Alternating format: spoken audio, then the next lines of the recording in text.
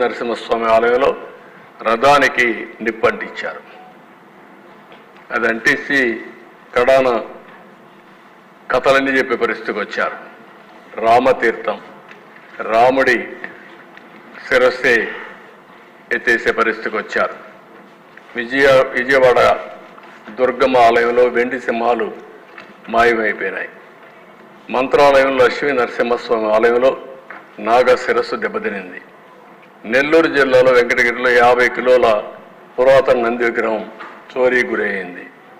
నెల్లూరు జిల్లాలో రేజర్ల మండలం శ్రీ నీలకంఠేశ్వర స్వామి ఆలయంలో నంది రాతి విగ్రహం చోరీకి గురైంది.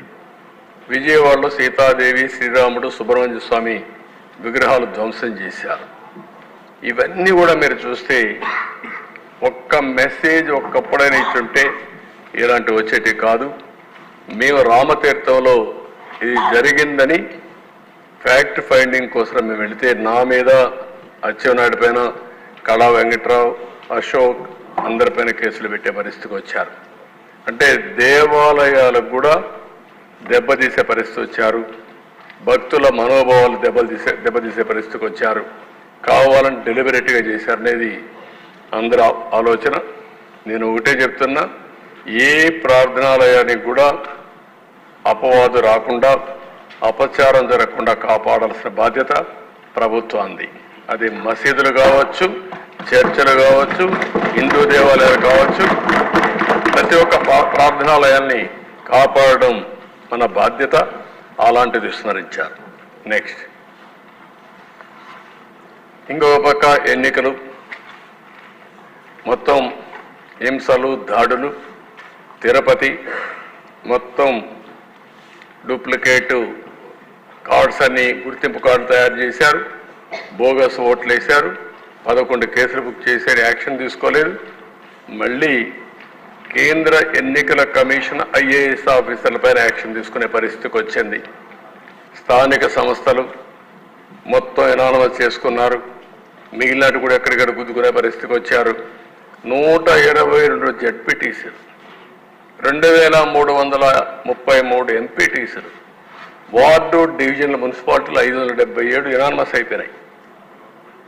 ఇవన్నీ చూసిన తర్వాత ఇంకా లాభం లేదని తెలుగుదేశం పార్టీ పోటీ నుంచి కూడా విరమించుకునే పరిస్థితికి వచ్చాం. నా జీవితంలో 45 సంవత్సరాలుగా ఫస్ట్ టైం ఎన్నికల్లో పోటీ చేయొద్దని చెప్పిన సందర్భం ఉందంటే అది మొన్న జరిగిన ఎన్నికలే. అంత అరాచకాలు జరిగాయి. ఇంకా కార్యకర్తలపైన కేసులు పెరుగుతాయనే ఉద్దేశంతో పోటీ నుంచి కూడా తప్పించుకునే పరిస్థితికి వచ్చి తప్పుకోమని చెప్పే పరిస్థితికి వచ్చాం. నెక్స్ట్ ఇకపోతే ఎన్నికల కమిషన్, నిమ్మగడ్డ రమేష్ కుమార్ కడాన ఆయన మీద దాడి చేస్తా ఉంటే కుటుంబానికి కూడా రక్షణ లేకపోతే కేంద్రాన్ని అడిగి సెక్యూరిటీ తెప్పించుకున్న పరిస్థితి. ఒక స్వేచ్ఛగా ఎన్నికలు కండక్ట్ చేయవలసిన ఎన్నికల కమిషన్కే రక్షణ లేదంటే ఇంక ఈ రాష్ట్రంలో ఓటర్ ఏ విధంగా ఉంటారు, పోటీ చేసిన అభ్యర్థులు ఏ విధంగా ఉంటారు మనం ఆలోచించుకోవాల్సిన అవసరం ఉంది. ఏపీపీఎస్సీ చైర్మన్ కూడా అదే పరిస్థితి. నెక్స్ట్ ఇది హూ కిల్డ్ బాబాయ్, ఇప్పుడు కూడా అర్థం కాని విషయం, తొందరలో రావాలి. ఇది ఒక్కసారి మీ డయాగ్రామ్ చూస్తే ఆయన ఉంటే, ఆనాటి ముఖ్యమంత్రి ఉంటే ఆయనకు అర్థమయ్యేది. మీరు ఇక్కడ చూడండి, ఫస్ట్ హార్ట్ అటాక్ సాక్షి మీడియా. మీకే ఎందుకు తెలిసింది ఫస్ట్? అంటే హార్ట్ అటాక్ అని ఎందుకు తప్పు చెప్పారు? అది అయిన తర్వాత నారాసుర రక్త చరిత్ర అవన్నీ అయినాయి. ఎంపీ, లోకల్ ఎంపీ, క్లియర్గా పోలీస్ నాట్ రిక్వైర్డ్.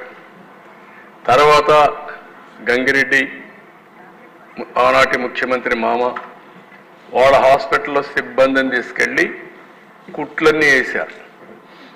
కుట్లు కట్టి మొత్తం క్లీన్ చేసి రూములంతా బ్లడ్ అంతా క్లీన్ చేసే పరిస్థితికి వచ్చారు. ఫ్రీజర్ తీసుకొచ్చారు, దాంట్లో కూడా పెట్టి అంత్యక్రియలు తీసిపోయే పరిస్థితికి వచ్చారు. ఆయన రోడ్ జర్నీలో వచ్చాడు, కోర్టు పోయాడు, గ్యాగ్ ఆర్డర్ తీసుకొచ్చాడు. ఆనాటి సునీత కూడా నమ్మించే పరిస్థితి తీసుకొచ్చాడు. నమ్మి పూర్తిగా సహకరించి తర్వాత అర్థం చేసుకొని ఇప్పుడు పోరాడే పరిస్థితికి వచ్చారు. తర్వాత ముందు డిమాండ్ చేశారు సిబిఐ ఎంక్వైరీ కావాలని, మళ్ళా వద్దని బిడ్డ చెప్పే పరిస్థితికి వచ్చారు. లోకల్ పోలీసు కూడా ఎలాంటి యాక్షన్ తీసుకోలేని పరిస్థితికి వచ్చారు. కేసు అగైన్స్ సిబిఐ ఆఫీసర్ పైన పెట్టారు. అక్కడ సిఐ ఎవరినైతే సస్పెండ్ చేశామో ఆ కేసులో తన సస్పెన్షన్ నుంచి రివోక్ చేశారు. ఇంకొక పక్కన ఎంపీ కర్నూలులో ఉన్నప్పుడు అరెస్ట్ చేయడానికి వస్తే అరెస్ట్ చేయకుండా లా అండ్ ఆర్డర్ వస్తుందని ప్రొటెక్ట్ చేసి తర్వాత కోర్టులో బెయిల్ వచ్చే వరకు కొనసాగించే పరిస్థితికి వచ్చారు. అంటే ఒక ముఖ్యమంత్రి, ఆనాటి ముఖ్యమంత్రి సొంత బాబాయికి ఈ మార్గం చేయగలిగితే ఈ రాష్ట్రంలో లా అండ్ ఆర్డర్ ఎక్కడుందో మనందరం ప్రశ్నించుకోవాల్సిన అవసరం ఉంది. అది చాలా సీరియస్ విషయం నా అభిప్రాయం. ఇది ఒక కేస్ స్టడీ. నెక్స్ట్, కోడికత్తి డ్రామా, గులకరాయి డ్రామా. మొన్న ఎలక్షన్లో కూడా భయపడ్డాం. నాకు ఒక అనుమానం ఉండేది, మళ్ళా ఏదైనా చేసి ఆ సానుభూతితో ఎలక్షన్లో గెలవాలని ప్రయత్నం చేస్తాను కూడా ఆలోచించాం. ఇది నేను వాస్తవం చెప్తున్నా. ఎందుకంటే దుర్మార్గులు ఇలాంటి డ్రామాలు ఆడుతూ ఉంటే ఆ డ్రామాలకు ప్రజాస్వామ్యం బలైపోయే పరిస్థితి వస్తుంది. ఇవన్నీ ఎందుకు నేను చెప్తున్నా పదే పదే అంటే ప్రజలకు తెలియాల్సిన అవసరం ఉంది. ఆ గులకరాయి డ్రామాలో చిన్న కుర్రాడు, ఏమీ తెలియని కుర్రాడు, డబ్బులు తెచ్చారు, రమ్మన్నారు, వచ్చాడు, వెళ్ళిపోయాడు. వాడి మీద కేసులు పెట్టి ఇవన్నీ కూడా ఒక పద్ధతి లేని రాజకీయం చేసి ఇష్టానుసారంగా చేసే పరిస్థితికి వచ్చారు. నెక్స్ట్, ఇదన్నింటికంటే మేజర్ సమస్య. దేశంలో ఎక్కడ గంజాయి దొరికినా దానికి ఎక్కడ లింక్స్ ఉన్నాయంటే కేర్ ఆఫ్ ఆంధ్రప్రదేశ్ అనే పరిస్థితికి వచ్చారు.